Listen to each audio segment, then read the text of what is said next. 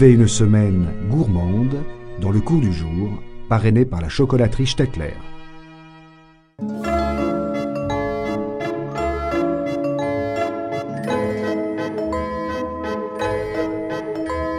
On devient chocolatier, artisan chocolatier par passion tout simplement, pour l'amour déjà du chocolat et après aussi le travailler sous différentes formes, différents parfums, différents alcools.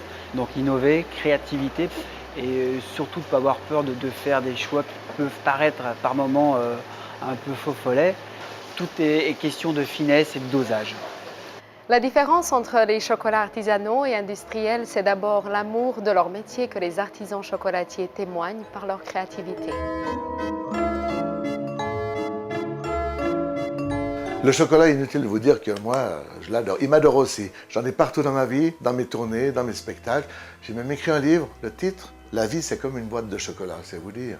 Alors là, je suis en train de préparer un mélange, un doux mélange à base de figues, d'amandes, de sucre glace et de purée de figues. Alors, je suis en train de mélanger, ça fait la 4e fois que je passe à la broyeuse l'appareil et on va le passer au moins une bonne dizaine de fois. Donc là, c'est reparti pour un petit tour. Alors un bonbon pour un chocolatier, c'est un mélange d'amandes, de sucre glace et d'un parfum quelconque de fruits. Le tout passé à la broyeuse afin d'obtenir une pâte. Et après, on va l'étendre d'une épaisseur d'un petit centimètre.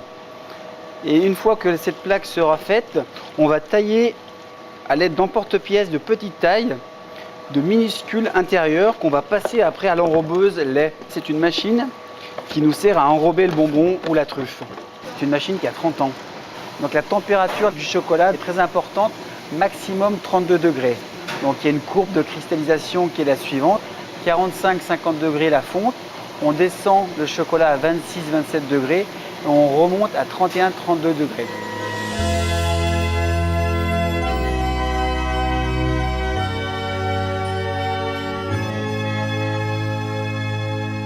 À la sortie de la machine, je vais récupérer les intérieurs et à l'aide d'une fourchette, donc celle-ci en l'occurrence 3 dents, on va faire dessus quelques dessins, tout simplement.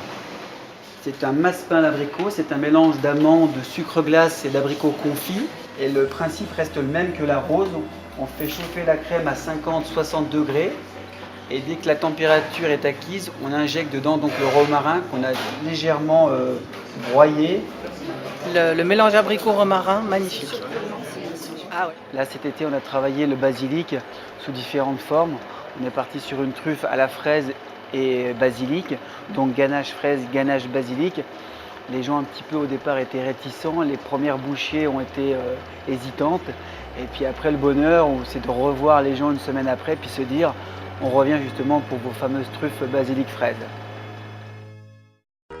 Vivez une semaine gourmande dans le cours du jour, parrainé par la chocolaterie Stettler.